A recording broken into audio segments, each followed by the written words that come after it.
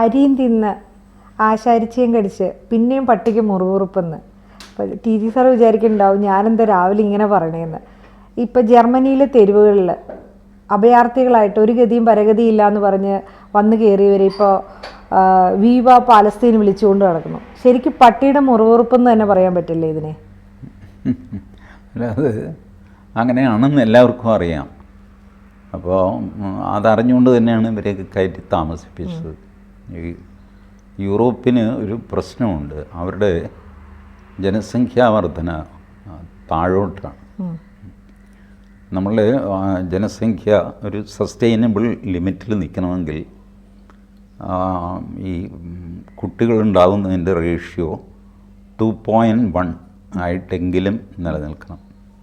അതായത് ഒരു ഫാമിലിയിൽ 2.1 കുട്ടികൾ ജനിച്ചുകൊണ്ടിരിക്കണം. നമ്മളുടെ ഭാരതത്തിൽ തന്നെ ഇപ്പോൾ ഈ കുടുംബാസൂത്രണം അത് ഇതൊക്കെ വന്നു കഴിഞ്ഞപ്പോൾ 2.1, ചില സ്ഥലത്തൊക്കെ 1.9 ഇങ്ങനെയൊക്കെ ആയിട്ടുണ്ട്. ഇപ്പോൾ യൂറോപ്പിലത് തീരെ കുറഞ്ഞിട്ട് 0.7 ആകുക, 0.8 ആകുക, ഇങ്ങനെയൊക്കെ ആയിട്ടുണ്ട്. അപ്പോൾ അവർക്ക് ആളില്ല, ജോലി ചെയ്യാൻ ആൾ വേണ്ടേ. അല്ലെങ്കിൽ കുറേ കാലം കഴിയുമ്പോൾ യൂറോപ്പ് തന്നെ ഇല്ലാതെ പോകും, ആൾക്കാർ മരിച്ച് ഇങ്ങനെ പോകും. അങ്ങനെയാണ് അവർ ഈ ഇമിഗ്രൻസിനെ വെൽക്കം ചെയ്യാൻ തുടങ്ങിയത്. അത് ഒരു നിയന്ത്രണവുമില്ലാതെ എവിടെ നിന്നാണോ ആരൊക്കെയാണോ വരുന്നത് അവരെയെല്ലാം എടുത്തു. ഇതെടുക്കാതിരുന്ന ഒരു രാജ്യം പോളണ്ടാണ്. അതുകൊണ്ട് പോളണ്ടിൽ യാതൊരു തലവേദനയും ഇപ്പോൾ ഇല്ല. ഇപ്പോഴെന്നല്ല, ഒരിക്കലും പോളണ്ടിൽ പ്രശ്നമില്ല. പോളണ്ട് ഇത് യുണൈറ്റഡ് നേഷൻസിൽ പറഞ്ഞു, നിങ്ങൾ ഈ കാണിക്കുന്നത് അബദ്ധമാണ്. ഓക്കെ, നിങ്ങൾക്ക് ആളില്ല എന്ന് വിചാരിച്ച് വരുന്നവനെ എല്ലാം കയറ്റാൻ പാടില്ല. ആ പെർട്ടിക്കുലർ രാജ്യങ്ങൾ നോക്കിയിട്ട് അവരുടെ കൾച്ചർ നോക്കിയിട്ട് വേണം എടുക്കാൻ. കൾച്ചർലെസ് ആയിട്ടുള്ള ആൾക്കാരെ നിങ്ങളിങ്ങനെ എടുത്തു കഴിഞ്ഞാൽ നിങ്ങൾ കുഴപ്പത്തിലാകും. അതവർ കുഴപ്പത്തിലായി. യൂറോപ്പ് മാത്രമല്ല, അമേരിക്കയും കുഴപ്പത്തിലായി. അങ്ങനെയാണ് ഡൊണാൾഡ് ട്രംപ് ഇല്ലീഗൽ ഇമിഗ്രൻസിനെ പുറത്താക്കാൻ തീരുമാനിക്കുന്നത്. ലീഗൽ ഇമിഗ്രൻസ് വന്നോട്ടെ, എല്ലാവരും പറയുന്നത് ലീഗലായിട്ട് വന്നോളൂ, ഇല്ലീഗലായിട്ട് വരരുത്. ഇല്ലീഗലായിട്ട് വരുന്ന പലരും ക്രിമിനൽസാണ്, അവർക്ക് പാസ്പോർട്ടില്ല, വേറെ എന്തൊക്കെയോ കൃത്രിമമൊക്കെയാണ്. അതുകൊണ്ടാണല്ലോ ഈ വേലി ചാടി വരുന്നത്. ഇപ്പോൾ ഒരു പറഞ്ഞു, ഗേറ്റ് വഴി വരിക, ചെക്ക് പോസ്റ്റിൽ നിങ്ങളുടെ പേരൊക്കെ എൻട്രി ചെയ്തിട്ട് ആരാ എന്തിനാ എന്നൊക്കെ അറിഞ്ഞിട്ട് വരിക. അപ്പോൾ ജർമ്മനി, ഇറ്റലി, ഫ്രാൻസ് ഈ 3 പേരും ഈ അബദ്ധം ചെയ്തവരാണ്. ഈ 3 പേരും അനുഭവിക്കും. വാസ്തവത്തിൽ ഇതിൽ കൂടുതൽ പരിക്ക് പറ്റേണ്ടത് ഫ്രാൻസിനും ഇറ്റലിക്കുമാണ്. പക്ഷേ ജർമ്മനി ഇടയ്ക്ക് വെച്ച് ഫ്രാൻസിനെയും ഇറ്റലിയെയും ഓവർടേക്ക് ചെയ്തു. അപ്പോൾ അങ്ങനെ ജർമ്മനിയിൽ ഈ ഷോപ്പിംഗ് പ്ലേസസിൽ വെടിവയ്ക്കുക, പിള്ളേരെ കൊല്ലുക, ഇതുപോലത്തെ കാര്യങ്ങളൊക്കെ തുടങ്ങി. ഇത് വളരെ പണ്ട് ഈ ഒറിയാന ഫെലാച്ചി എന്ന് പറഞ്ഞിട്ടൊരു ജേർണലിസ്റ്റ് ഉണ്ടായിരുന്നു. സ്ത്രീയാണ്, അവർ മരിച്ചുപോയി 2004 മറ്റോ, ക്യാൻസറായിട്ട് മരിച്ചുപോയി. അവർ 2 പുസ്തകം എഴുതിയിട്ടുണ്ട്. അതിലൊന്ന് പ്രൈഡ് ആൻഡ് റേജ്, അത് 2007 മറ്റോ പ്രസിദ്ധീകരിച്ചു. അതിലവരിത് പ്രെഡിക്റ്റ് ചെയ്യുന്നുണ്ട്. ഇറ്റലിയിലും ഫ്രാൻസിലും, ഇറ്റലിയാണ് അവരുടെ രാജ്യം, ബട്ട് ഇറ്റലിയും ഫ്രാൻസും അവർ കവർ ചെയ്യുന്നുണ്ട്. അവർ പറഞ്ഞു നാശത്തിലേക്കുള്ള പോക്കാണ്. അവർ പാരീസിൽ നോക്കുമ്പോൾ പാരീസിൽ ഓപ്പൺ ഡെഫിക്കേഷൻ നടക്കുന്നു, ഒരു നിയന്ത്രണവും ഇല്ലാതെ ആൾക്കാർ ചുമ്മാ പല സ്ഥലത്ത് കുടിൽ കെട്ടി താമസിക്കുന്നു. ഇങ്ങനെയൊക്കെയുള്ള സ്വഭാവം തുടങ്ങിക്കഴിഞ്ഞു. പാരീസ് സിറ്റി ഇങ്ങനെയൊന്നും ആയിരുന്നില്ല. This is going out of control. ഇതിന് കാരണം ഈ വരുന്ന ആൾക്കാർ ഇസ്ലാമിക് ടെററിസ്റ്റുകളുമായിട്ട് കണക്ഷനുള്ളവരാണ്. വരുന്ന ആൾ ടെററിസ്റ്റ് ആയിരിക്കില്ല, പക്ഷേ ടെററിസ്റ്റ് കണക്ഷനുള്ളവരാണ്.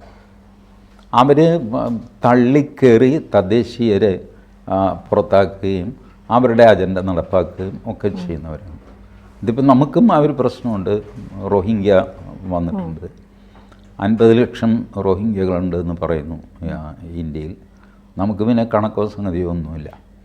ധർമ്മശാല പോലെ ഇങ്ങനെ തുറന്ന് കിടക്കുകയാണ്, ആർക്കും ഇതിലെവിടെയെങ്കിലും കയറി വരും ആ അവസ്ഥ. ഇപ്പോൾ ജർമ്മനിയിൽ അവർ ഇങ്ങനെ ഒരു പ്രകടനമൊക്കെ നടത്താൻ കാര്യം, ജർമ്മനിയിൽ ഇപ്പോൾ തിരഞ്ഞെടുപ്പ് കഴിഞ്ഞില്ല. തിരഞ്ഞെടുപ്പ് കഴിഞ്ഞ അധികാരത്തിൽ വന്നിരിക്കുന്ന മെർസ്, അയാൾ ഇവർക്കെതിരാണ്, ഇല്ലീഗൽ ഇമിഗ്രൻസിന് എതിരാണ്. അയാൾ അത്ര ട്രംപ് അനുകൂലിയല്ല. ട്രംപ് അയാളെ അഭിനന്ദിക്കുകയൊക്കെ ചെയ്തു, ബട്ട് അവർ തമ്മിൽ അത്ര രസത്തിലൊന്നുമല്ല. മെർസ് പരസ്യമായിട്ട് പറഞ്ഞു ഇല്ലീഗൽ ഇമിഗ്രൻസിന് ഞാൻ എതിരാണ്. മാത്രമല്ല എക്കണോമിക് പ്രോഗ്രസ് ഉണ്ടായിട്ട് അമേരിക്കയുടെ ആധിപത്യത്തെ വെല്ലുവിളിക്കാനും ഞാൻ ആഗ്രഹിക്കുന്നു എന്നൊക്കെ പറഞ്ഞു. ട്രംപ് ആ പോർഷൻ മൈൻഡ് ചെയ്യാതെ അങ്ങ് വിട്ടു. അമേരിക്കയുടെ ആധിപത്യം, അതിന് കാര്യം എന്താണെന്ന് വെച്ചാൽ മെർസ് തലകുത്തി മറിഞ്ഞാലൊന്നും യൂറോപ്പിൽ അമേരിക്കൻ ആധിപത്യം ഇല്ലാതെ പോകുന്നില്ല. അത് ഡീപ്പ് റൂട്ടഡാണ്. അതുകൊണ്ട് ട്രംപിന് അതിൽ പരിഭ്രമമൊന്നുമില്ല. ഈ ചെറുക്കം വിചാരിച്ചാൽ ഒന്നും ചെയ്യാൻ സാധിക്കില്ല എന്ന് നിങ്ങൾക്ക് നന്നായിട്ടറിയാം. മെർസിന് വ്യക്തമായ ഭൂരിപക്ഷമില്ല. വേറെ ആരെങ്കിലുമായിട്ട് കൂട്ടുകൂടിയൊക്കെ വേണം. ഈസ്റ്ററോടുകൂടി ഞാനൊരു മന്ത്രിസഭ ഉണ്ടാക്കും പറഞ്ഞാണ് മെർസ് നിൽക്കുന്നത്.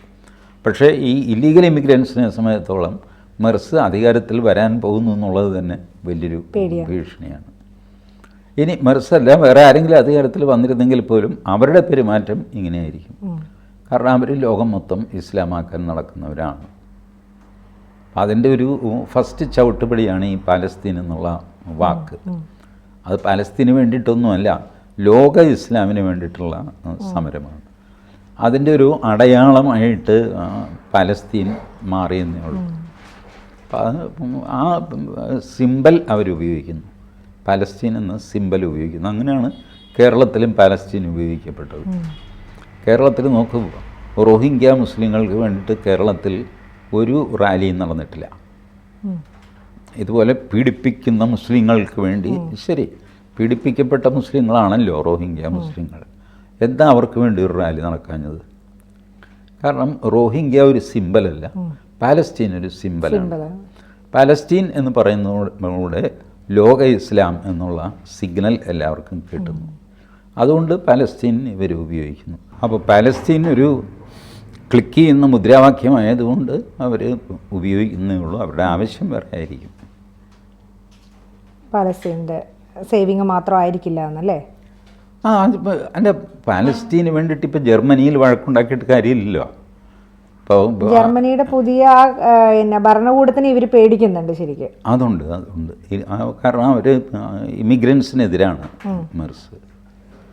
ബട്ട് അയാൾ അത്ര ഒരു ലിബറൽ ആളാണെന്നൊന്നും ഞാൻ കരുതുന്നില്ല. പക്ഷേ ഒരു സെൻട്രിസ്റ്റ് അല്ലെങ്കിൽ റൈറ്റിസ്റ്റ്, അല്പം റൈറ്റ് ചായമുള്ള ആൾ. അതുകൊണ്ടാണ് ഈ മെലോനി, ട്രംപ് ഒക്കെ അതിനെ സ്വാഗതം ചെയ്യുന്നത്.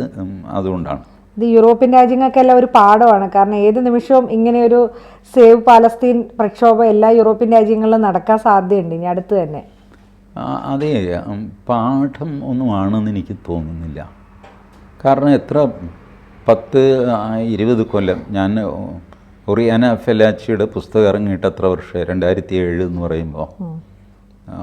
അപ്പോൾ അന്ന് തന്നെ തലയ്ക്ക് വെളിവുള്ള എല്ലാവർക്കും അറിയാം ഈ അപകടം. അതുകൊണ്ട് പാഠം പഠിക്കാനൊക്കെ ആണെങ്കിൽ അന്നേ പഠിക്കാമായിരുന്നു. ഇവർ ഈ കണക്കില്ലാത്ത പണം, ലോബിയിങ്, ഈ ഡീപ് സ്റ്റേറ്റിൻ്റെ പ്രവർത്തനം, ഇതൊക്കെ യൂറോപ്പിലുമുണ്ട്. അപ്പോൾ അത് വെച്ചിട്ട് സത്യം അറിയാമെങ്കിൽ പോലും അസത്യത്തിൻ്റെ കൂടെ ആൾക്കാർ നിൽക്കും. അപ്പോൾ അതൊരു പ്രശ്നമാണ് രാഷ്ട്രീയത്തിൽ. അപ്പോൾ അങ്ങനെ നിൽക്കുന്നതാണ്. അതുകൊണ്ട് അതൊരു പാഠമൊന്നുമല്ല. നമ്മുടെ ഇവിടെ അങ്ങനെ തന്നെ ഉണ്ടല്ലോ. ഇപ്പോൾ അടുത്ത് PC-നെ അകത്തിട്ടതാണെങ്കിൽ പോലും ഇതുപോലെ തന്നെയല്ലേ അദ്ദേഹം തുറന്നു പറയുന്ന സത്യങ്ങൾ? അത് ഇതുപോലെ തന്നെയാണ്. രാഷ്ട്രീയത്തിലെ ഒരു പ്രശ്നം അതാണ്. നിങ്ങൾക്ക് ഇതിൻ്റെ സത്യാവസ്ഥ അറിയാമെങ്കിൽ പോലും അസത്യത്തിൻ്റെ കൂടെ നിന്നാലേ പൊതുധാരയിൽ ഒന്ന് ഷൈൻ ചെയ്യാൻ പറ്റുള്ളൂ എന്ന് വരുമ്പോൾ ആൾക്കാരെല്ലാം അതിൻ്റെ കൂടെ, അതാണ് ഈ നരേറ്റീവ് സെറ്റ് ചെയ്യുക എന്ന് പറയുന്നത്. ഒരു അട്രാക്റ്റീവ് ആയിട്ടുള്ള നരേറ്റീവ് കിട്ടിയാൽ ആൾക്കാർ അതിൻ്റെ കൂടെ ഇങ്ങനെ പോയിക്കൊണ്ടിരിക്കും കംഫർട്ടബിളായിട്ട്.